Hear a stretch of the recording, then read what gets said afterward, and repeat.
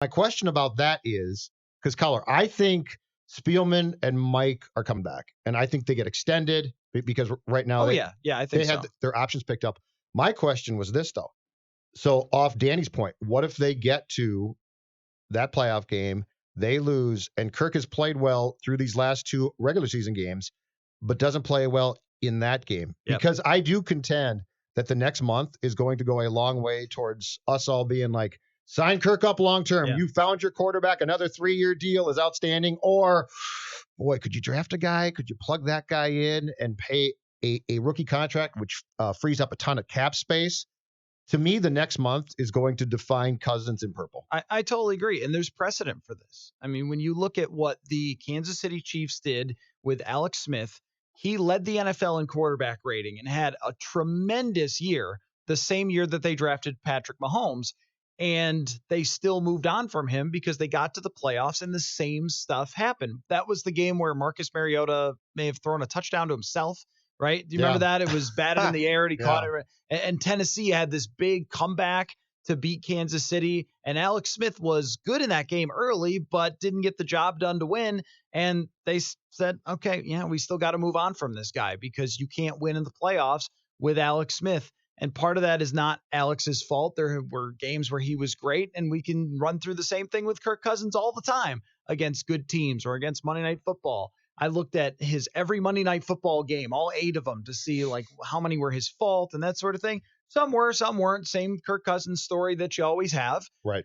We love doing that with him. Oh, well, they lost to Seattle. It wasn't his fault. He played okay on Monday Night Football. That's always the same thing that they could have said in Kansas City. And eventually Andy Reid and the Chiefs were like, well, we've got a guy that can take us to the next level. And if they can't go to Philadelphia and beat that Eagles team, an Eagles team that they absolutely smoked early this year, a team that is dinged up and has lost a ton of players. They showed the graphic on the broadcast yesterday. It was like, there's a bunch of guys there who can, make the Pro Bowl. They have no receivers. Everybody's hurt. Yep. I mean, when going into the season, they would have had a great argument for the best receiving core in the NFL with Alshon Jeffrey, Deshaun Jackson, and Nelson Aguilar as their third. And now none of those guys are there. And someone named Greg Ward, a former AAF guy, by the way, seriously, he played in the AAF. Take that, Rami McLeod. You see, that's why you scouted that league like I did so closely. Exactly. You didn't know that. I know, but I watch games. And then you add for 2 weeks. Ertz and Goddard and Sanders to that, and they looked like, wow. And Carson Wentz is a good quarterback. He is, yeah. I think that's decided. He's inconsistent, but he's good. He's showing that he can overcome, and not always perfectly, but overcome and find ways to win. But that's against Dallas. The Vikings are a better team than Dallas, but it's not like the Vikings ran Dallas out of the building when they played them either. So if you go there and you don't play particularly well if you're Kirk Cousins, then I think that's going to be a lot of yelling and screaming matches in a giant boardroom at TCO Performance Center over what they want to do with Cousins. Because a lot of quarterbacks throughout history have had good regular seasons where they put up big numbers and they were in great systems and they beat bad teams and strength of schedule. I gave you that stat that this is one of the weakest Vikings schedules in Vikings history. And just look at the conference. So then you're projecting forward. You're saying, right, well, if we have a harder schedule next year, how's it going to work out? If Stefanski leaves, how's it going to work out? If we get in the playoffs again next year and we're not the number 1 seed, how's it going to work out? If Coop leaves, it's done. Shut it down. Just forget about it. Well, I think it's my guy to right some there. extent that exists with Kevin Stefanski too, though. Yeah. I mean, it's not weird. You have to give both credit because it's the Kubiak system and it's Kevin Stefanski running it. But where Kevin Stefanski has been excellent this year is he knows when bad Kirk has showed up and he knows how to correct that, which I think in the past, not all play callers, especially John DeFilippo, did. Kubiak and Stefanski have done a marvelous job of operating as almost a songwriting tandem that Simon and Garfunkel. Yes, that allows Kirk, that knows that because the scheme's in place. Yeah. The Kirk scheme works, but it doesn't always probably work the same. And Stefanski's done a marvelous job at saying, for the most part, Kansas City might not have been, but for the most part, since the Giants game to start October, I think Kevin's done a great job of saying, okay, this isn't played today. This might not be. But the Kirk question that I have for the playoff game is this, because I think if you go into that playoff game and say, okay, Kirk, you show us, you put this team on your shoulders and you win this game by yourself, you are setting yourself up for disappointment. I don't think Kirk does that.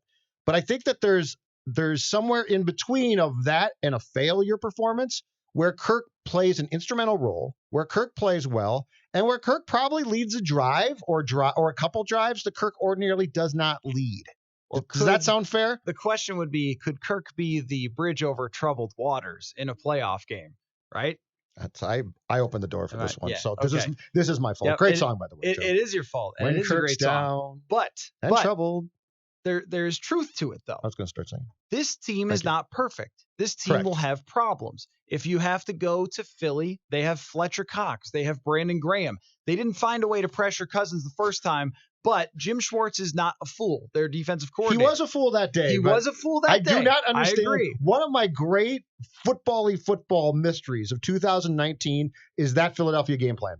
They wanted to stop Dalvin Cook, and then they had some coverage busts that allowed for deep touchdowns. And they won't do that again, I think. They played pretty good defensively yesterday, a lot better. They were helped by some drops, but a lot better lately than it was earlier on in the season. And that's the thing. Who are you facing? You're facing a different defense than you were then, just like in some ways the Packers tonight will be facing a different Vikings offense than they were in week 2. You can't even really go back and compare the two because they've come so far since then. But in the bridge over the troubled waters for Cousins, things will go wrong. Offensive linemen will be bad. You will have defensive lapses. You will have an opposing quarterback who's good. Look who you're going to face. It's Kyle Shanahan / Garoppolo. That's good. It's Drew Brees. It's Aaron Rodgers. It's Russell Wilson. It's Carson Wentz. Find the bad quarterback in there. You won't. There isn't one. So the other guy's going to make plays. In that game against Philly earlier this year, Wentz kept them in that game. Yep. And he had a chance late in the game to make plays and potentially even win it against the Vikings. And they did not play very well, Philadelphia overall, and Wentz kept them in that ball game. So if Wentz throws for 300 yards and 3 touchdowns, can you beat him? That's always going to be the question for Kirk Cousins. And at some point in the playoffs, maybe you don't need that the first game, but you will the second or you will the third. Can he have one of those games where, hey, it's on your shoulders? That was the question with Case Keenum. Or just a quarter. That's the reason that they signed Kirk Cousins. I mean, that's basically what they Correct. told us was if our defense has a bad day like it did in Philly, they couldn't believe in Case Keenum at all to get them over that over that hump. That's why they signed Kirk Cousins. And if he can't do that, then I think they'll look at it and say, we've got to think long and hard about whether we want to pay him this much money again. Let's say that it doesn't go the way that Vikings fans want it to go. Do you trust Spielman to be the one to make that decision on Kirk Cousins, or if they go the KC route, picking the next guy as well?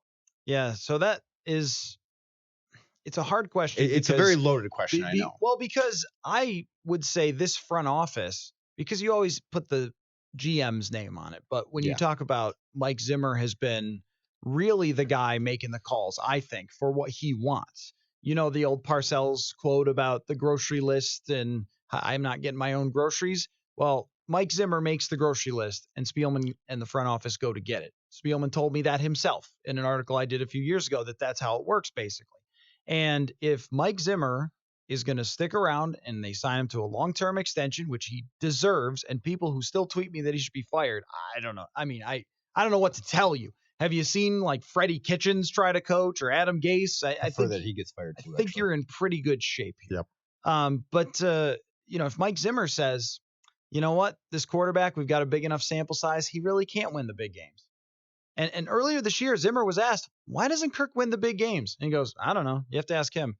I mean, not exactly a ringing endorsement. Mike knows what you know, that sometimes we know why. When bad Kirk shows up, that you are going to lose even if your defense plays well. And Zimmer might say, well, he still couldn't get it done in Philadelphia in round 1. So I think we've got I think we know what we have here. I think if you keep Kubiak here and Stefanski, or Kubiak and a Stefanski type clone who can call plays like that, you will consistently put Kirk at this point in Kirk's career to be successful. Yeah. But then the loaded part of that goes back to what you just said. And Zim knows the answer to the question. But the question becomes, can you play well enough for, let's say, 2 fourth quarter series to win a game? Yeah. Because I'm never going to say Kirk does not strike me as the quarterback who you say go out there and we're not very good and you win this game. He's not going to do that. That's not going to happen. If that's what you desire, cut bait now.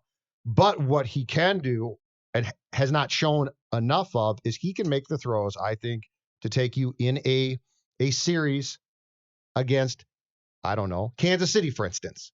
Let's say that game, right? He should have the ability to do that. And that's my question. And to me, that's the playoff step is, can we see that for a playoff game? And I don't know, but it's my question. In order for in order for them to want to sign Kirk to another long-term extension, does he have to do it in more than one playoff game? I need to see it at least in one, and I would like to see it in two, certainly. But I think to commit to him, I need to see it in at least one. I think if I see it in at least one, it's going to take me down a path where I'm more comfortable. I mean, you got to crawl before you can walk, right? Like we haven't seen it in any. Yeah.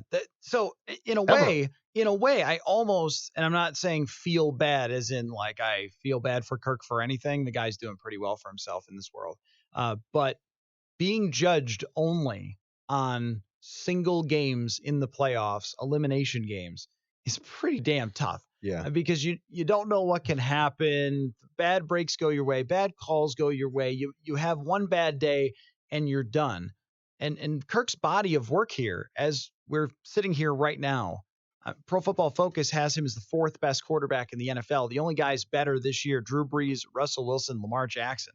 Pretty good list. But, and yet, I think it's entirely fair. But my point is to look at it like, how far did you get? He's now put himself in a position to take that next step and prove this. 4 games into 2019, I thought this could be a train wreck. So good for him. He's now gotten himself to the point where I say, okay, show me that next thing. Well, I mean, after that Chicago loss, what did we all say? We thought that this season was doomed because he was so bad. So he has recovered and he has played really, really well in the majority of games. I think the Vikings are 10-2 since that point. Yeah. So now my question is, show me that next step.